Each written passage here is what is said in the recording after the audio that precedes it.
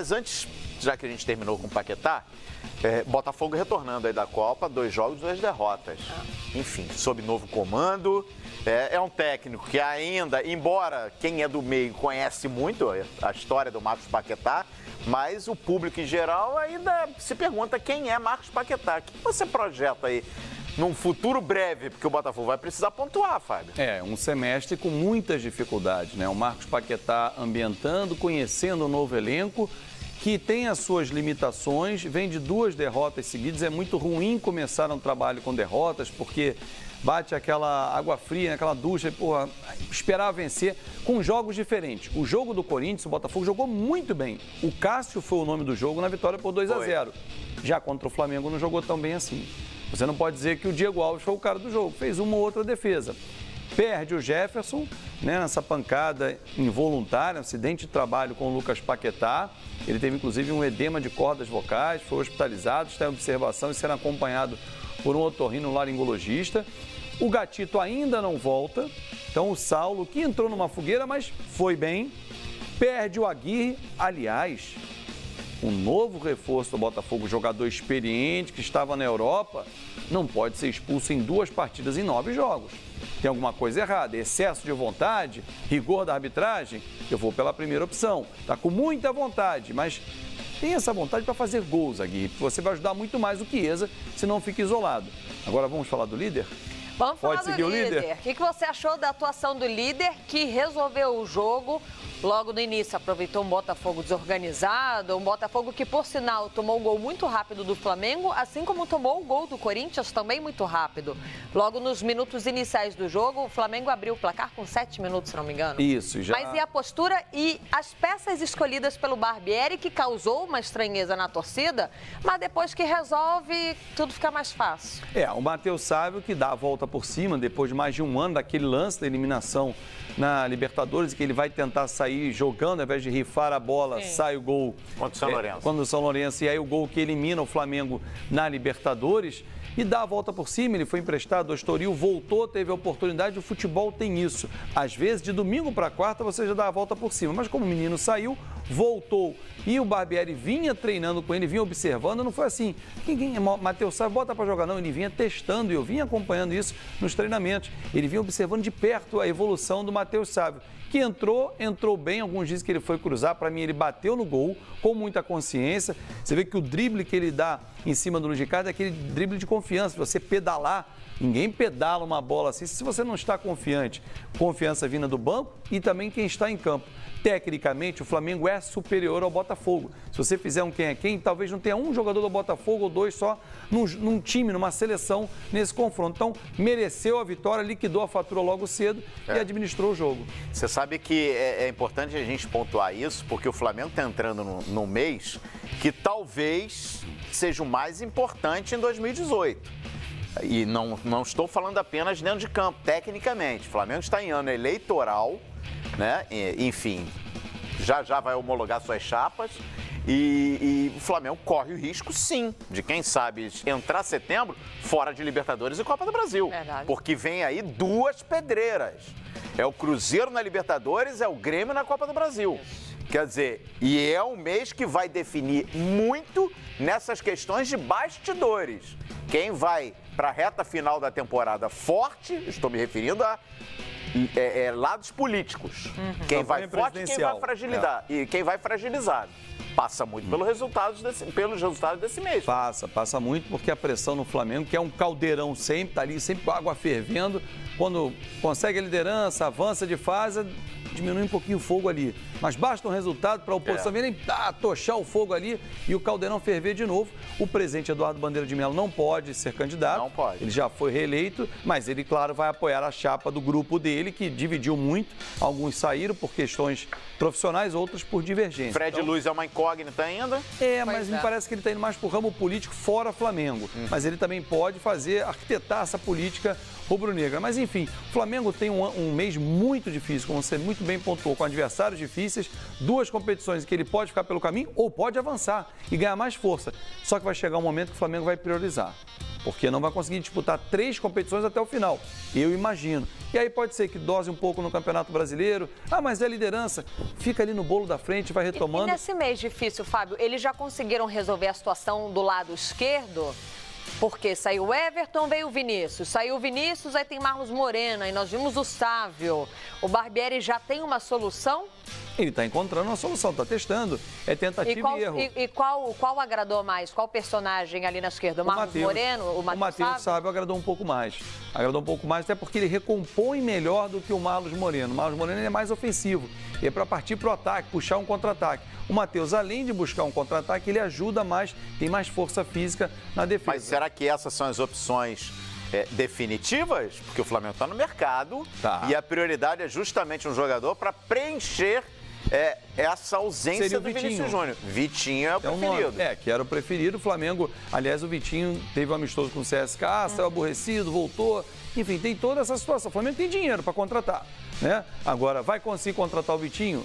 Eu não vejo necessidade no elenco do Flamengo de trazer o Vitinho. Não vejo. Mas a torcida cobra, porque ela olha um Palmeiras trazendo reforço, um Atlético Mineiro trazendo reforço, o Grêmio que trouxe reforço. E o Flamengo? Tem que contratar. Vendeu, tem que contratar. Eu não vejo assim, mas a pressão é por contratação. Bom, vamos falar mais um pouquinho do Botafogo, Fábio, porque daqui a pouquinho nós teremos notícias ao vivo aqui no Bom Dia Fox sobre a situação do Jefferson. Nós vamos atualizar a situação do goleiro, que sofreu alguns traumas em campo naquele choque contra o Paquetá, permaneceu em campo ainda, mas depois o Botafogo precisou contar com o Saulo, né? O terceiro goleiro do time. Agora, vamos com os números, Fábio e Calheiros, números preocupantes em relação ao futebol do Botafogo, porque esses números não são positivos desde maio. Lá atrás, início do ano, de acordo com o Footstats, o Botafogo é líder em finalizações erradas. Olha só. Tá aí na tela, chutes certos são 59, chutes errados 116, quase que 9 por jogo, 8,3. Gols pró são 16, né, marcado, e gols contra já são 18, Calheiros. E esses números já não vinham positivos lá no início do ano. O Botafogo já tinha essa liderança negativa, volta agora, são só 2 jogos depois da Copa, mas o problema é antigo. Olha, e a média chama atenção. É alta. Porque a média de chutes errados, ela é o dobro da de chutes certos. E aí, sabe qual é o problema, Fábio? A gente estava falando aqui há alguns minutos atrás, fora do ar. Nós teremos um calendário apertado até o fim do ano, né? Jogos, final de semana e meio de semana. Isso aí se corrige com fundamento, é treino de repetição. Você vai poder fazer isso no período de recuperação entre jogos? Vai corrigir com o jogo, né? Mas aí, por exemplo, essa média, ela aumentou pós-Copa do Mundo, em 2 jogos. Né? Porque o Botafogo não conseguiu fazer gols, por exemplo. Chutou errado algumas vezes contra o Corinthians, contra o Flamengo, e teve tempo para trabalhar. Talvez não passe pela capacidade técnica dos finalizadores também. Pode ser. O Botafogo, por exemplo, não tem um meia, um camisa 10, que bata no gol como o Rodriguinho, como o Jadson. Por exemplo, do Corinthians, só um exemplo rápido. Ou o Paquetá do Flamengo, que foi o adversário do Botafogo. O Léo Valência não foi o que se esperava dele. E é um cara que, para aparecer nessa bola de média distância, o Chiesa tenta, mas é o Chiesa sozinho. O Aguirre está mais aparecendo pelas páginas da arbitragem do que pelo futebol, por suspensão, por amarelo.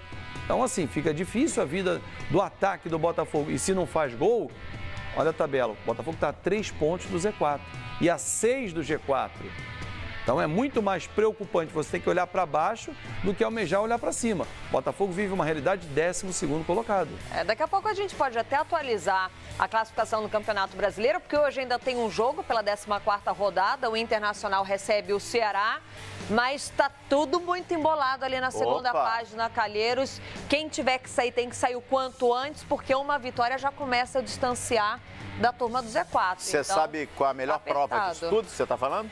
O Vasco. Pois é, verdade. O Vasco saltou nesse final de semana, inclusive foi para a primeira página. E com um jogo a menos, hein? O Vasco está devendo um jogo aí contra o Santos.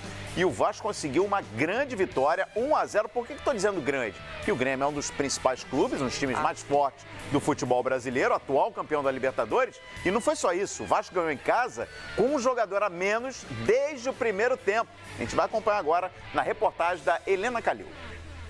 Tem aquele ditado, tem o dia da caça e o dia do caçador.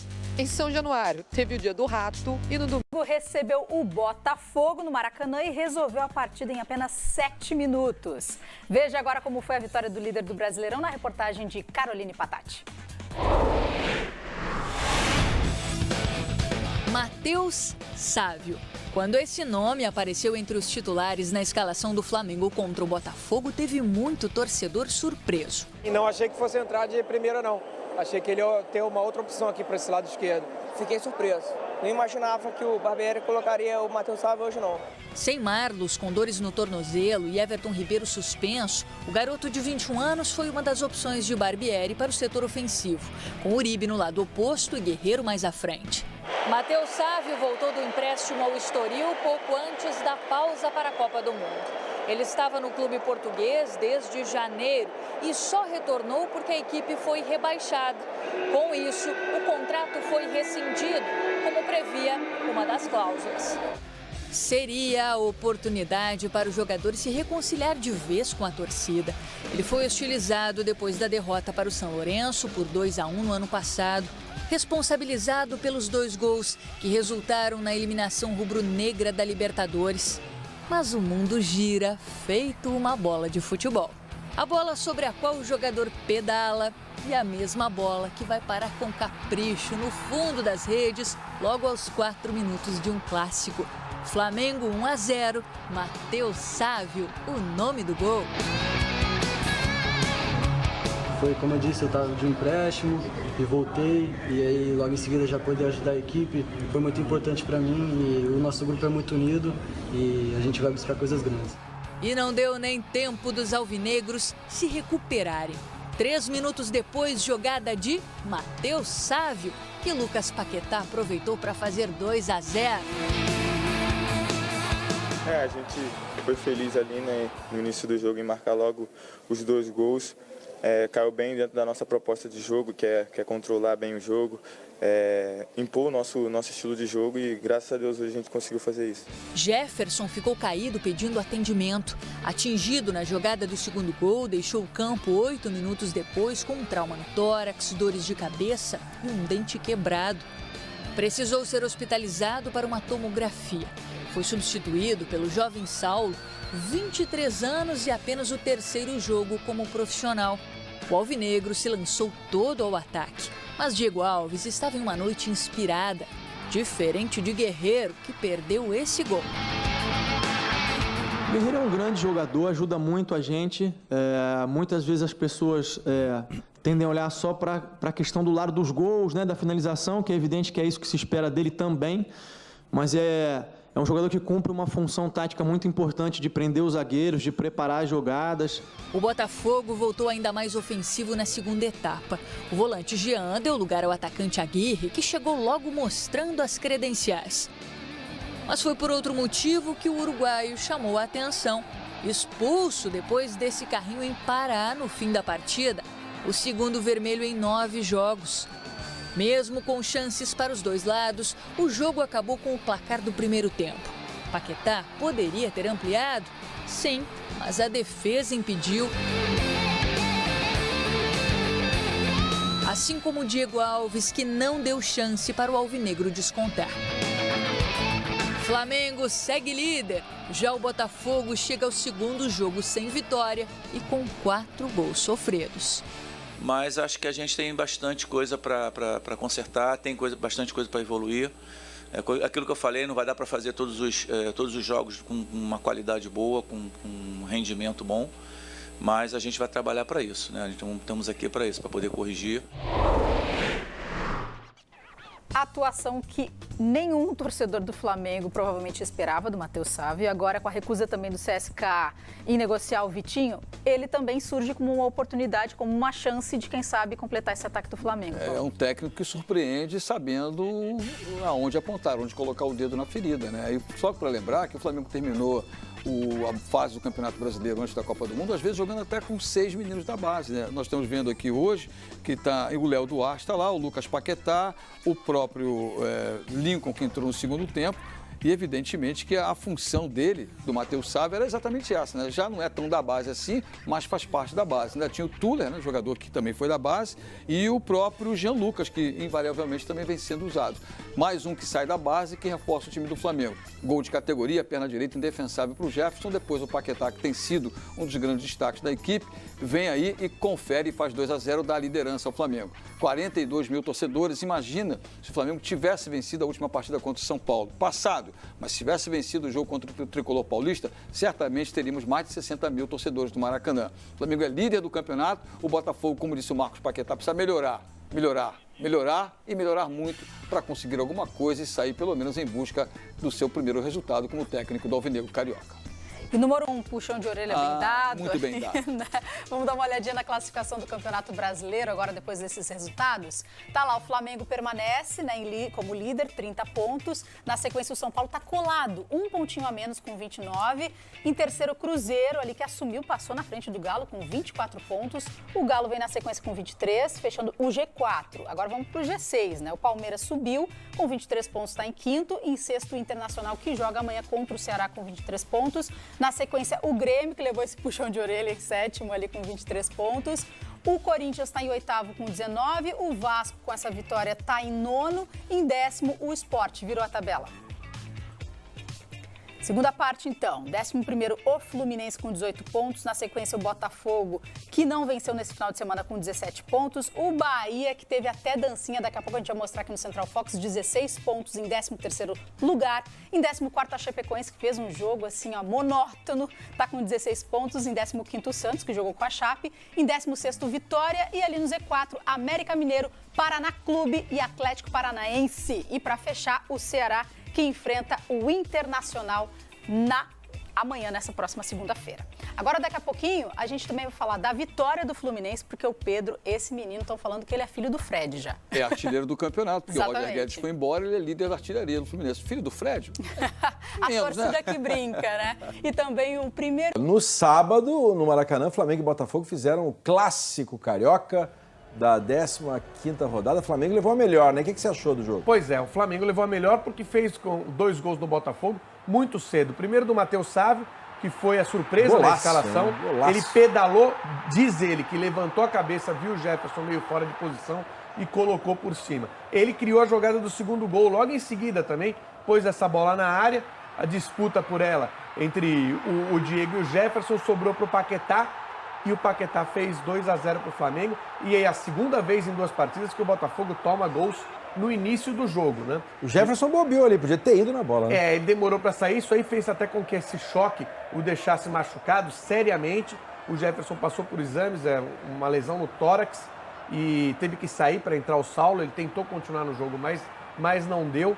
Então o Botafogo, uma outra vez com essa dificuldade de ter que sair atrás do placar muito no início, dessa vez com 2 gols de diferença, foi tentar buscar o resultado, mas é muito difícil. A gente sabe que em jogos onde o equilíbrio é muito grande, quando você abre uma diferença como essa, o outro time sabe administrar. E o Flamengo soube administrar, nem colocou o pé no acelerador, poderia ter tentado até conseguir uma vitória maior. O Botafogo tentou também buscar o resultado, mas sem muito sucesso. Diego Alves estava ali quando foi necessário. Flamengo sempre, claro, tinha a oportunidade do contra-ataque. O Saulo deve ser o goleiro, né, do Botafogo na próxima partida. O Jefferson não está recuperado e o Gatito Fernandes também está numa situação difícil. O Botafogo ainda teve um jogador expulso no final do jogo, o Aguirre.